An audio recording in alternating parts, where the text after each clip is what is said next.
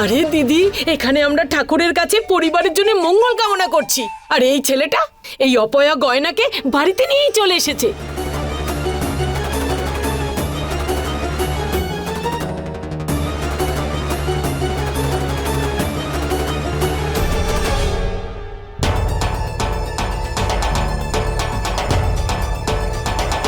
আমি জানি যে তোমরা কি ভাবছো। আমি তোমাদের সবটা বোঝাতে পারি। আর কোনো কিছু বোঝানোর দরকার নেই, না কিছু বলার দরকার আছে, না কিছু শোনার দরকার আছে। আমি জানি সবকিছু এই মেয়েটার জন্যই হয়েছে। আর ওর এই রোজকারের নাটকটা বন্ধ করার আমার কাছে একটাই উপায় আছে। আমি ওকে প্রাণেই মেরে ফেলবো। আলিয়া কি করছো? কি ছাড়ো, ছাড়ো বলছি। আলিয়া, আলিয়া ছেড়ে দাও। ছেড়ে দাও। আলিয়া, কি শুনবো আমি? কোনো না কোনো নাটক করে ঠিক বাড়িতে ফেরত চলে আসে, কিন্তু ওর সমস্ত নাটক আমি শেষ করে দেবো ওর প্রাণটা নিয়ে। ছেড়ে দাও আমায়, মেরেই ফেলবো। আলিয়া, তোমার পাগলামো বন্ধ করো। ছাড়ো। অজ্ঞান হয়ে পড়ে রয়েছে ও। এতে গয়নার কোনো দোষ নেই। আমি ওর চিকিৎসার জন্য ওকে এখানে নিয়ে এসেছি। গ্রামে ওর কানে বিছে ঢুকে গেছিল আর ও জ্ঞান হারিয়ে ফেলেছিল। এর চিকিৎসা গ্রামে করা সম্ভব নয়, তাই এখানে নিয়ে এসেছি। ঈশান, তাহলে ও হলো তোমার ভাইয়ের রোগী, সেই জন্য তোমরা এখানে আসতে লেট করলে? হ্যাঁ, ছিল মেডিকেল এমার্জেন্সি। ওকে এখানে না নিয়ে এলে বিষটা সারা শরীরে ছড়িয়ে যেত, আর এখনো ছড়িয়ে যেতে পারে। ওষুধের প্রভাব শেষ হওয়ার আগে যদি কানের ডাক্তার না দেখানো হয় তবে তো ও মারা যেতে পারে। আরে মরে গেলে মরে যাক না, তোমার কি যায় আসে? আমার অনেক কিছু যায় আসে।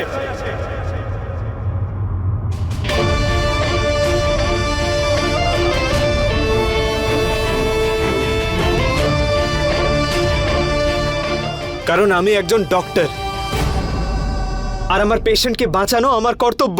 আর আমি আমার পেশেন্টের চিকিৎসা না করে থাকতে পারবো না। তাই আমার মনে হয় না আমি কোনো ভুল কিছু করেছি। হ্যাঁ আয়ুষ, একদম ঠিক করেছিস তুই। কি ঠিক করেছে? মাথা কি খারাপ হলো? কেন বারবার ওকে আশকারা দিচ্ছ? ওর প্রত্যেকটা ভুল কথায় তুমি সায় দিয়েছো, তাই এত দূর বেড়েছে। আরে পৃথিবীতে ওই একা ডাক্তার আছে নাকি? আর তার উপরে একদম এখানে এনেছে। পিসিমা, এবার আপনিই বলুন এই মেয়েটাকে নিয়ে কি করবেন?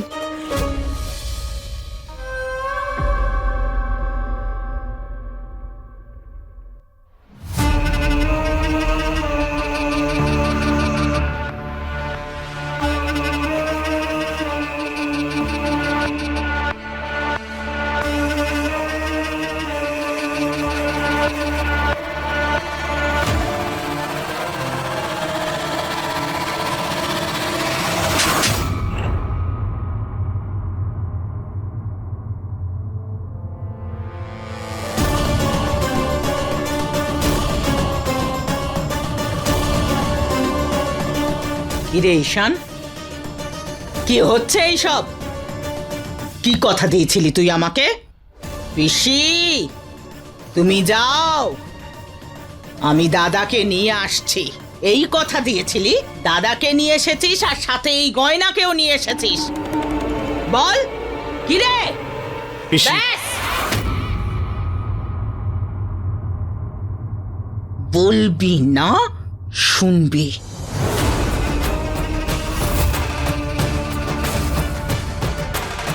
অনেক দেখেছি তোর মনুষ্যত্ব, আর অনেক দেখেছি তোর ডাক্তারের কর্তব্য।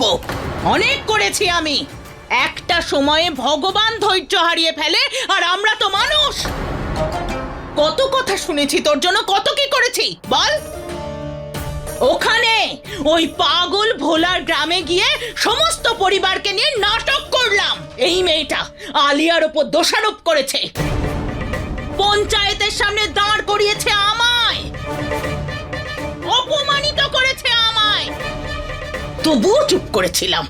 কিন্তু আজ আর নয় আয়ুষ, আজ তুই তোর সীমা ছাড়িয়েছিস।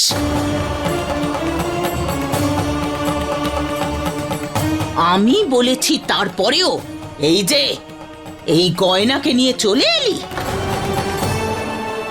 আমি সবকিছু সহ্য করছি, শুধু তোকে ভালোবাসি তাই।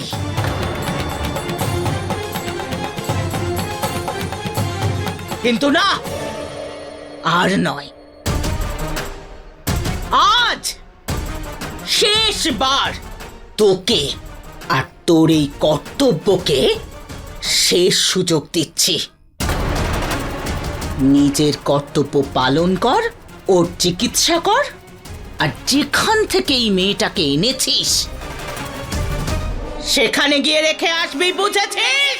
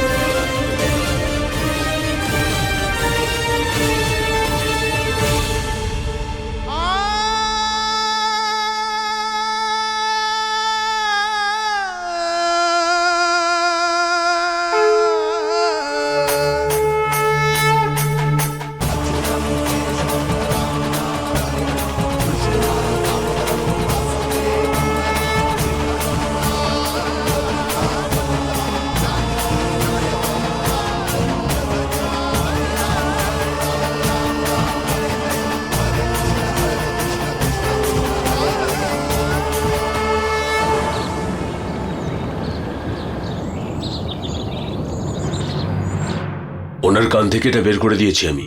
এখন আর চিন্তার প্রয়োজন নেই। যদি কিছু প্রবলেম দেখা যায় আমাকে কল করবেন। Thank you doctor Shyam. You are welcome.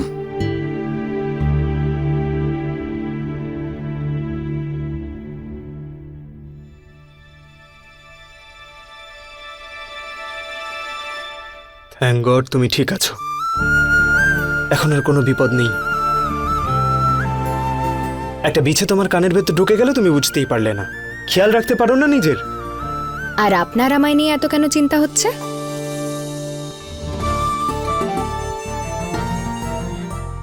কি হলো, এদিক ওদিক কেন দেখছেন? কথা বলতে বলতে হাঁপিয়ে যাও না তুমি। অজ্ঞান হয়ে গেছো তাও নিজেকে রেস্ট দিচ্ছ না। অজ্ঞান হয়ে গেছো তবু আমার সামনে এসে ভূতের মতো কথা বলছো। আর চিন্তা হবে নাই বা কেন? আমার তোমার প্রতি আমার দায়িত্ব আছে তো। তোমাকে কতবার বলবো যে তোমার প্রতি আমার একটা দায়িত্ব আছে, আর কিচ্ছু নয়। বুঝতে পেরেছো? হ্যাঁ, বুঝেছি।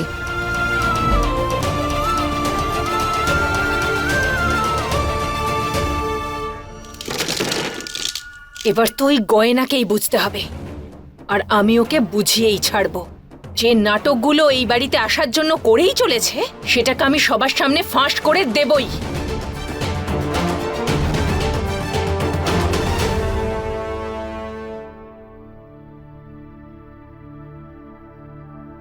জানি আমার কারণে আমার বাড়ির লোকের অনেক কথাই শুনতে হয়েছে, কিন্তু এরপর আর কখনো এমন হবে না। আমি তোমাকে কোনো মিথ্যে আশা দিতে চাই না। সেই জন্য আমি তোমাকে বলে দিই যে আমার আর আলিয়ার বিয়ে হতে চলেছে। আমি আমাদের বিয়েটাকে মেনে নিতে পারবো না।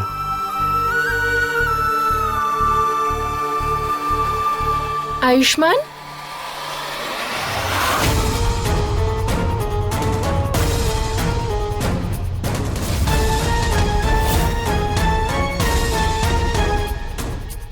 আলিয়া, তুমি যেটা ভাবছো আমি একদম ঠিকই বুঝেছি।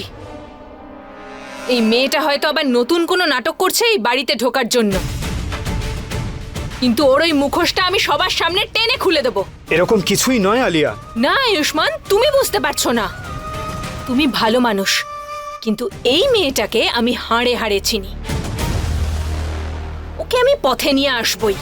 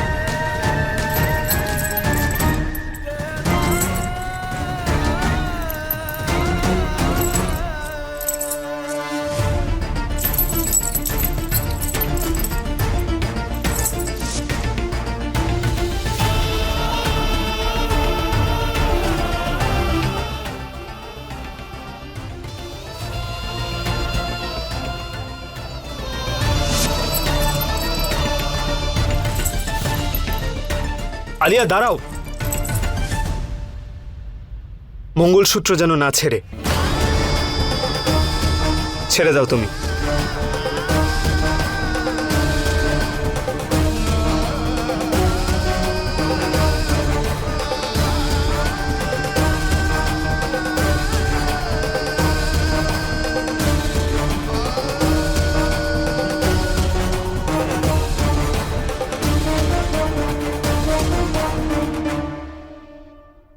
আমি এই মেয়েটাকে ছাড়বো না। আমি আলিয়া কি করছো কি?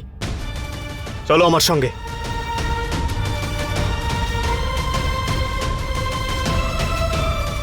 এই গয়না কি মেরে বাবা, যখনই আসে আমার খারাপ সময় শুরু হয়ে যায়। চাকরি বলে রাখছে এই মেয়েটা বড্ড চালাক, বাড়িতে ঢোকার জন্য যে কোনো সীমা অতিক্রম করতে পারে। তালা এই ঘরে?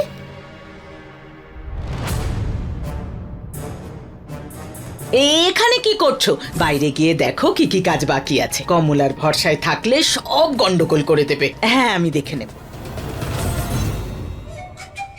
ও, তার মানে এটা দিদি আর ঠাকুরপো লাগিয়েছে। তার মানে এরা কিছু না কিছু লুকোচ্ছেই। প্রথমে ওই বস্তা রাখা নিয়ে সন্দেহ করছিল, আর যখন বস্তা খুলছিলাম তখন এমন ভাবে তাড়িয়ে দিল যেন ওদের কোনো চুরি আমি ধরে ফেলছি। মানে কোনো দামি জিনিস বা কোনো রহস্য ওই বস্তায় আছে, আর এটার খোঁজ তো আমি নিয়েই ছাড়ব।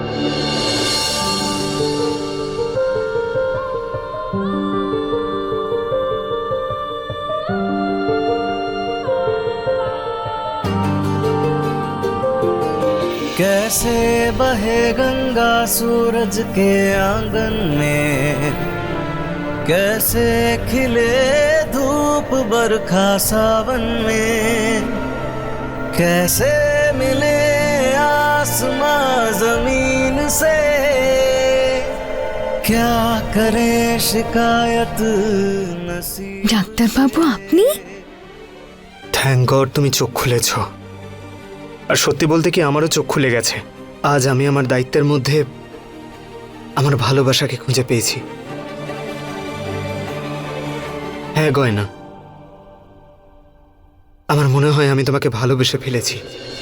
आग और पानी सा अपना किस्सा है, तू हमारी कहानी का आधा हिस्सा है। आग और पानी सा अपना किस्सा है, तू हमारी कहानी का आधा हिस्सा है।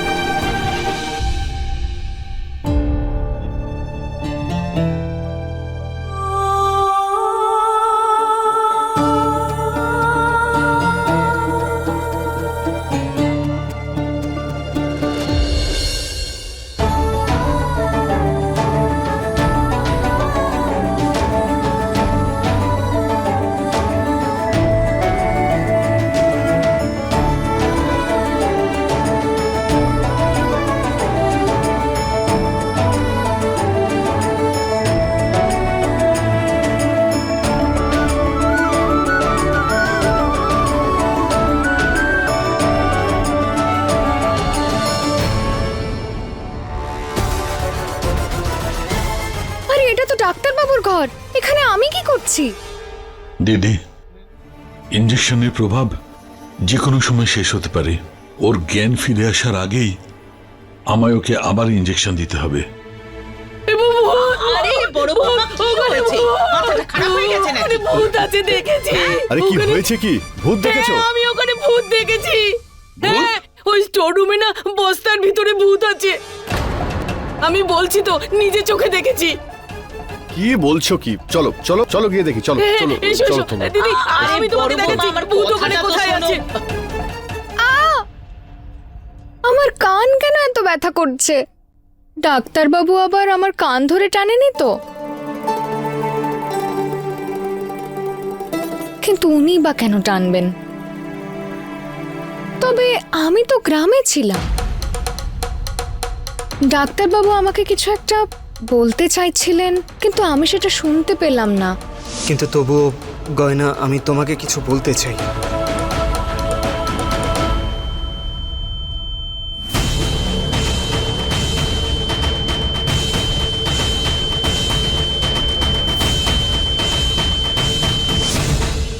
তার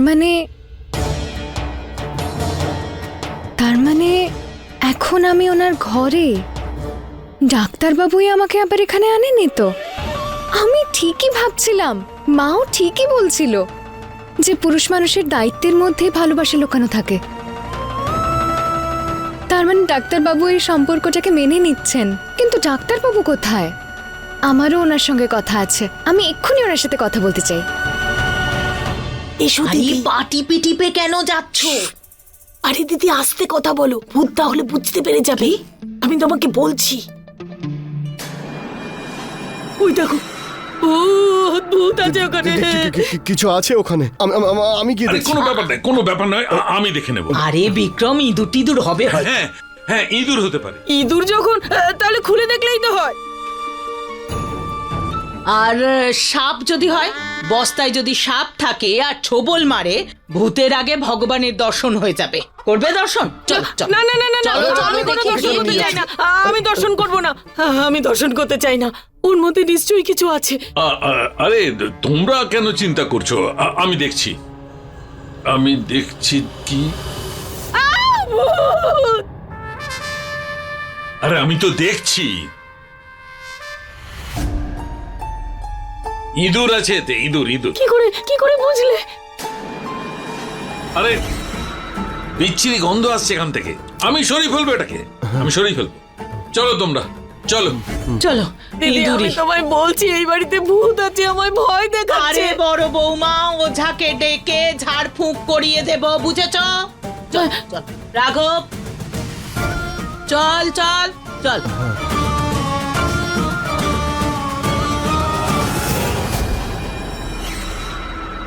এই নাও।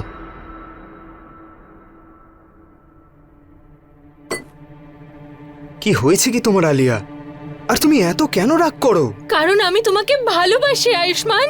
আর কেন করব না বলো? আমার মাথাটাই খারাপ হয়ে যায় যখনই আমি তোমাকে ওই মেয়েটার সঙ্গে দেখি। যখন দেখি তখনই তুমি ওর পাশে এসে দাঁড়াও, ওর সঙ্গ দাও, ওকে সবকিছু থেকে বাঁচাও। তাহলে আমার মাথাটা খারাপ হবে না বলো? আমি তোমাকে ভালোবাসি, সেই জন্য এই অ্যাংজাইটি থেকে বেরোনোর জন্য আমাকে ওষুধ খেতে হয়। আমি ওই মেয়েটাকে না এক মুহূর্তের জন্য সহ্য করতে পারি না আমাদের জীবনে।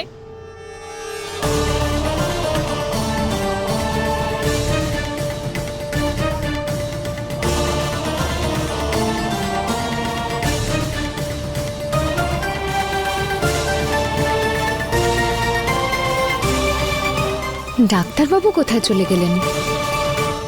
তোমার নিজের রাগকে কন্ট্রোল করতে হবে আলিয়া, কারণ যাই হোক তুমি এরকম বিহেভ করতে পারো না। এসব আমার বশে নেই আয়ুষ্মান। তুমি কারো কাছে গেলে বা কেউ তোমার কাছে আসলে আমার আমার মাথাটাই খারাপ হয়ে যায়।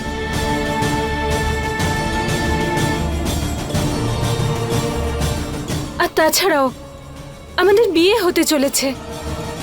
আমি তোমাকে ভালোবাসি, তুমি আমাকে ভালোবাসো Ayushman. I really really love you Ayushman.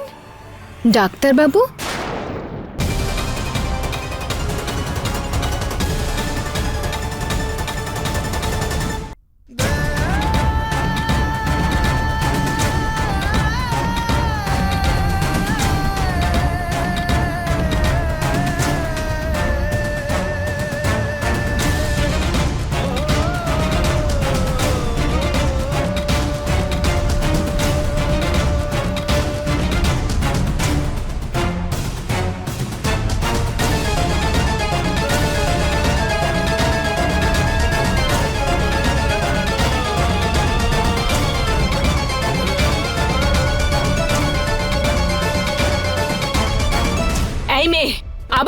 তুমি? বারবার তুমি আমার আর আমার হবু স্বামীর মাঝখানে কেন চলে আসো? ও নো, এক তো আমি গয়নাকে প্রথমে আমাদের সত্যিটা বলে দিয়েছি, এখন আলিয়ার মুখ থেকেও শুনে নিয়েছে। কি রিয়াক্ট করবে ও? আমার হবু স্বামীর পিছন ছাড়তে চাও না কেন তুমি বলো তো?